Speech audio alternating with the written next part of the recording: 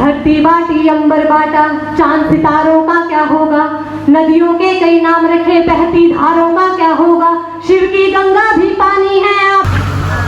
गर्भ में चीख रही से, आज गर्भ में चीख रही से, बेटी हिंदुस्तान की मत ना मारे मेरी मायर, बात करूं तेरी शान की।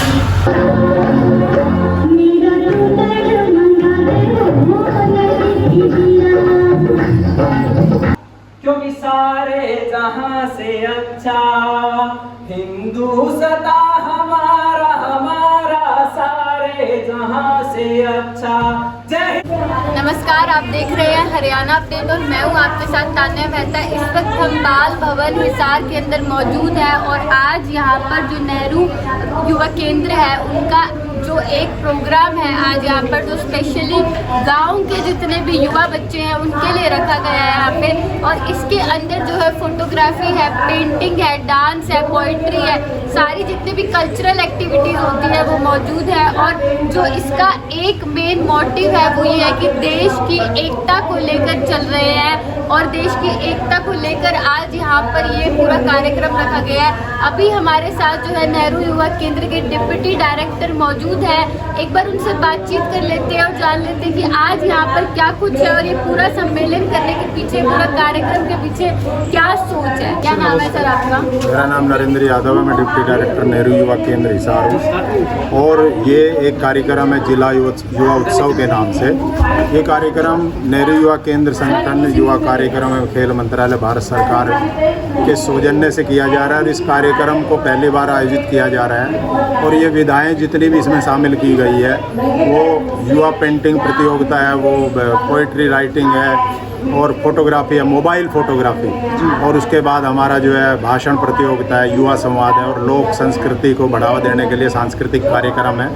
ये कार्यक्रम ग्रामीण क्षेत्र के युवाओं को जो 15 से 29 साल के बीच में उनको अपलिफ्ट करने के लिए, उनको ऊपर उठाने के लिए, उनको उत्थान करने के लिए कार्यक्रम आयोजित किया जा रहा है। और इस कार्यक्रम की जो थीम है वो राष्ट्रीय एकता में अखंडता है। निश्चित तौर पे ये कार्यक्रम नहीं है बल्कि ये एक स्किल को डेवलप करने का कार्यक्रम भी है, क्योंकि जो हमारे 6 कार्यक्रम है वो स्किल डेवलपमेंट का भी एक हमारे पास एक अवसर है। और उस अवसर को हम इस यहाँ पर अच्छी तरह अपने तराश के निखार के, अगर हम फोटोग्राफी करते हैं और हम फोटोग्राफी में अच्छे बनते हैं तो हम अपना एक जो व्यवसाय है या अपना प्रोफेशन है वो फोटोग्राफी के रूप में ले सकते हैं। सर, अगर प्राइज़ की बात करें तो अब की बार बच्चों को प्राइज़ क्या दिया जाएगा? प्राइज़ अलग अलग कैश प्राइज़ हम दे रहे हैं अलग अलग। जैसे हमारे सांस्कृतिक कार्यक्रम का है वो टीम इवेंट है, उसमें 5,000 रुपये फर्स्ट को दिया जा रहा है और 2,500 रुपये सेकंड को दिया जा रहा है, 1,250 रुपये थर्ड को दिया जा रहा है। इसी प्रकार से भाषण प्रतियोगिता जो है एक वो बहुत बड़ा मुद्दा है बच्चों में अपनी बात रखने का जज्बा पैदा करने के लिए। उसमें भी 5,000, 2,000 और 1,000 का प्राइजेज है। उसी हिसाब से हमारे जो इंडिविजुअल इवेंट है जैसे फोटोग्राफी है उसमें 1,000 रुपये, 750 रुपये और 500 रुपये, और ऐसे पोइट्री राइटिंग में भी 1,000 रुपये, 750 रुपये और 500 रुपये का अवार्ड है। इसी प्रकार से हमारा जो है पेंटिंग प्रतियोगिता में भी 1,000 और 750 और 500 रुपये का हम प्राइज़ दे रहे हैं। अब की बार बच्चों की तैयारी कैसी है? बच्चों की तैयारी बहुत बढ़िया है, क्योंकि पहली बार ये कार्यक्रम आयोजित किया जा रहा है। तो उस हिसाब से हमने बच्चों को मतलब ग्रास रूट तक प्रयास किया पहुंचने, गाँव तक, कि गांव का बच्चा निकल के आए। उसमें झिझक भी है, उसमें एक हिचक भी है, उसमें अपने जो प्रेजेंटेशन के प्रति उतना व्यवहारिक ज्ञान भी नहीं है, उसकी भाषा की भी एक हिचक है। तो वो सब चीज़ों को देखते हुए एक बहुत बढ़िया प्रयास यहाँ पे हुआ है और बहुत बढ़िया तैयारी बच्चे करके आए हैं। पेंटिंग में बहुत अच्छी पेंटिंग बनाई है, उसकी हम एक प्रदर्शनी भी बाद में लगाएंगे। ऐसे पोइट्री राइटिंग भी बहुत बढ़िया बच्चों ने की है, फोटोग्राफी भी बहुत अच्छी की है और कल्चरल इवेंट और जो अभी युवा संवाद चल रहा है ये भी बहुत अच्छा होने की उम्मीद। सर, अगर बच्चों की बात करें तो बच्चे कहाँ से आ रहे हैं? बच्चे हमारे हिसार के सारे यूथ हैं 15 से 29 के बीच में। हिसार जिले के सभी क्षेत्र से, अलग अलग ब्लॉक से, सभी से हमारे प्रतिभागी हैं।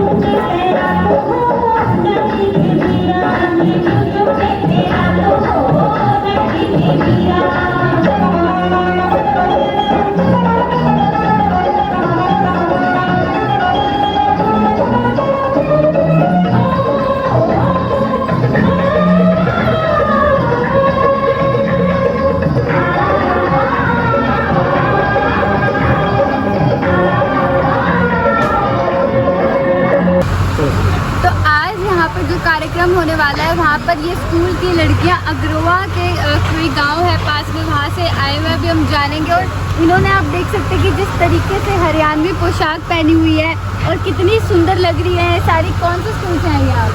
ममता मिडिल क्लास। कौन सी क्लास में पढ़ती हैं? फर्स्ट क्लास में। तो आज आप कौन से सॉन्ग पे डांस करने वाली हैं? थोड़ा सा गा के सुना सकते हैं? आज गर्भ में चीख रही से, आज गर्भ में चीख रही से, बेटी हिंदुस्तान की मत ना मारे मेरी मायर, बात करूं तेरी शान की। आज गर्भ में चीख रही से, आज गर्भ में चीख रही से, बेटी हिंदुस्तान की मत ना मारे मेरी मायर, बात करूं तेरी शान की।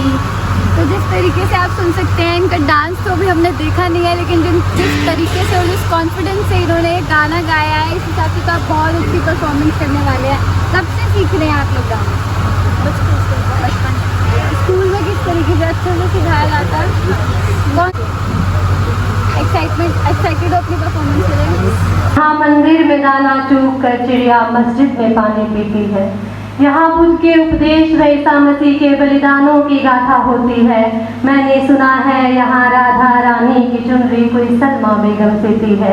फिर क्यों हो गए हम जुदा जुदा, जो आज जोड़ने की बात होती है, जो आज जोड़ने की बात होती है। सर्वप्रथम माँ शारदे को वंदन करती हूँ, निर्णायक मंडल व श्रोताओं को वंदन करती हूँ। मेरे आज की अभिव्यक्ति का विषय राष्ट्रीय एकता एवं अखंडता पर अपने विचार आप सबके साथ साझा करने जा रही हूँ। विषय को विस्तार देने से पहले सबसे पहला विचार, राष्ट्र क्या है? खुद व्यक्ति ही राष्ट्र है, क्योंकि राष्ट्र बनता है जन जन से। महोदय, हमारे देश में हिंदू हैं, मुस्लिम हैं, सिख हैं, ईसाई हैं, अनेक भाषाएं व रीति रिवाजों को मानने वाले लोग रहते हैं, परंतु इन सब विभिन्नताओं के बावजूद भारत पूरे विश्व में राष्ट्रीय एकता एवं अखंडता का एक अनूठा उदाहरण पेश करता है। अनेक विभिन्नताओं के चलते सबके भाव अलग हैं, सबके विचार अलग हैं, सबके विषय अलग हैं, परंतु जब बात राष्ट्र की आती है तो सबका एक ही भाव देशभक्ति, सबका एक ही विचार राष्ट्र निर्माण, सबका एक ही विषय राष्ट्र का उत्थान।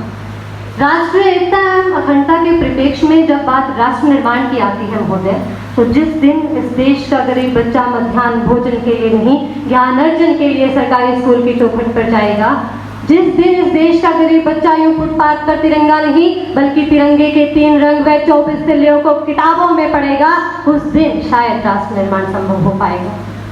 राष्ट्रीय एकता एवं अखंडता के परिप्रेक्ष्य में जब बात राष्ट्र निर्माण की आती है तो अमीरी और गरीबी के अंतर को मिटाना होगा, क्योंकि आज के भारत में 2 टुकड़ों में बटा मेरा देश है। एक हिस्सा मेरे देश का आधुनिकता की चादर ओढ़े बैठा है, वही ठिठुर रहा है एक हिस्सा बिन चादर के कोहरे में। बताओ ये इंसाफ का कौन सा देश है? 2 टुकड़ों में बटा मेरा देश है। राष्ट्रीय एकता एवं अखंडता के परिप्रेक्ष्य में जब बात राष्ट्र निर्माण की आती है तो यत्र नार्यस्तु पूजन्ते रमन्ते तत्र देवता जैसी भावनाओं को मंचों से निकाल वास्तविक जीवन में लाने की आवश्यकता है। राष्ट्रीय एकता एवं अखंडता के परिप्रेक्ष्य में अगर मैं बात राष्ट्र के उत्थान व राष्ट्र के विकास की करूं तो मुझे आज़ादी का वो दृश्य याद आता है महोदय, जब गांधी जी ने आज़ादी को एक जन आंदोलन बना दिया।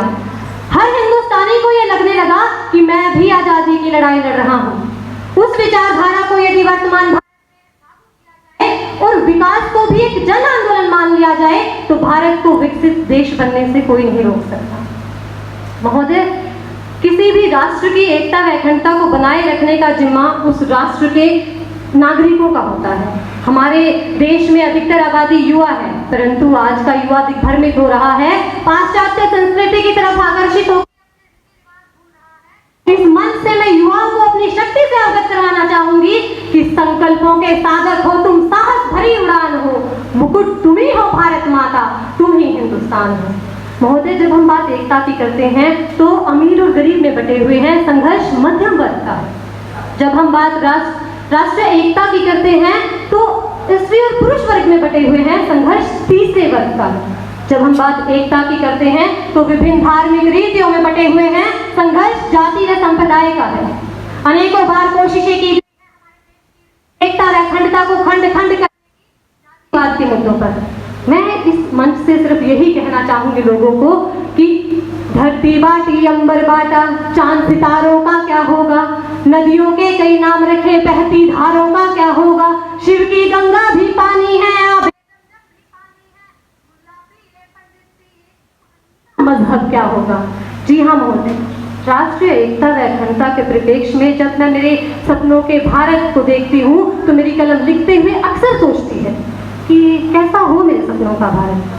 क्या गांधी जी ने सोचा था वैसा हो, या राजगुरु सुखदेव के जैसा हो, या स्वतंत्रता संग्राम में दी गई आहुति के जैसा हो। बताओ कैसा हो मेरे सपनों का भारत, जहाँ कोई गरीब ना हो, धर्म के नाम पर कोई रूठा ना हो, दिन दोगुनी रात चौगुनी उन्नति, संस्कारों से नाता झूठा ना हो।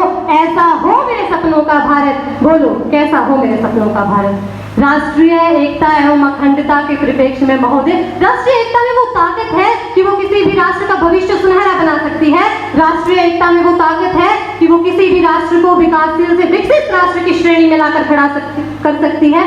महोदय हाँ, ये असंभव नहीं है। सफर लंबा है क्योंकि मंजिल बड़ी है, तो रुकावटें भी लाजमी है कि ज़्यादा होंगी। हमें रुकावटों के निवारण के बारे में सोचना होगा।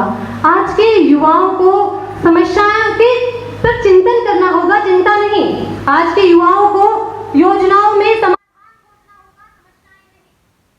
हाँ महोदय, फिर हम शायद हमारे सपनों के भारत का सपना राष्ट्रीय एकता व अखंडता के परिप्रेक्ष्य में पूरा कर पाएंगे।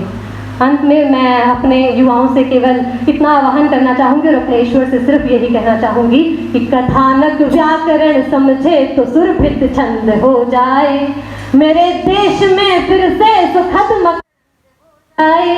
मेरे ईश्वर मेरे दाता ये सब मांगते तुमसे, युवा पीढ़ी संभल करके विवेकानंद हो जाए। जय हिंद, जय मां भारती। जो है जिला युवा उत्सव हो रहा है आज 3 सितंबर को बाल भवन में, और इसके जो आयोजक हैं वो नेहरू युवा केंद्र हिसार आज यहाँ पर करवा रहा है। और ये कार्यक्रम जो ग्रामीण बच्चे हैं, जो युवा हैं गांव के, उनके लिए है स्पेशली कि बच्चों को प्रोत्साहन मिले। यहाँ पे अलग अलग तरीके की पेंटिंग एक्टिविटीज़, डांस वगैरह सब करवाई जा रही है और बच्चे हमारे साथ फिलहाल यहाँ पर मौजूद हैं। तो इस वीडियो को ज़्यादा से ज़्यादा शेयर करिए, ताज़ी खबरों के लिए जुड़े रहिए हरियाणा अपडेट के साथ। धन्यवाद।